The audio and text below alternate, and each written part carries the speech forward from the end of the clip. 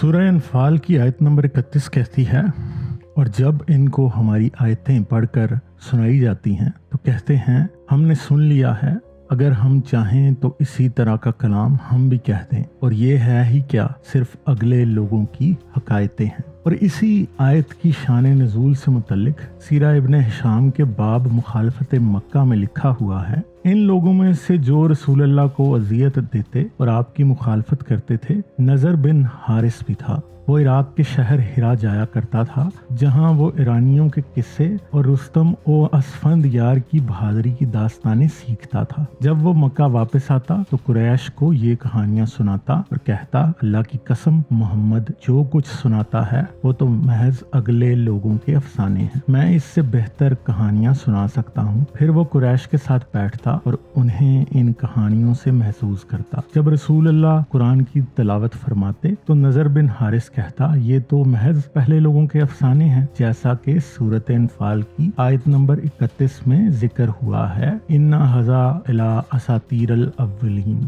سورہ انفال کی آیت نمبر 31 کی تفسیر میں امام طبری، امام ابن کثیر اور امام قرطبی نے اپنی اپنی تفاسیر میں لکھا ہے کہ اساطیر اولین والی آیت خاص طور پر نضر بن حارث کے لیے نازل ہوئی تھی۔ نضر رسول اللہ کی قرآنی آیتوں کو کلام الہی ماننے سے انکار کرتا تھا۔ وہ ایسا کرنے میں اکیلا ہی نہیں تھا، بلکہ اہل مکہ کی اکثریت قرآن کو اللہ کا کلام نہیں مانتی تھی۔ خود اسلامی تاریخ، قرآن و حدیث اس بارے میں معترف ہیں کہ اہل مکہ تجارت کے سلسلے میں دور دراز علاقوں کا سفر کرتے تھے اور انہیں ان کہانیوں اور قصوں کا خوب پتہ تھا، اور جب رسول اللہ قرآن میں انہی قصوں کو عربی شاعری کے انداز میں پیش کرتے تھے تو اہل مکہ اس سے بالکل متاثر نہیں ہوتے تھے، بلکہ وہ کہہ دیتے تھے کہ یہ کوئی بڑی بات نہیں۔ یعنی عربی کے قریشی تلفظ کے اصل وارث دراصل قرآنی جمالیات یعنی ایستھیٹک سے متاثر نہیں ہو رہے تھے اور قرآن کے لاسانی درجہ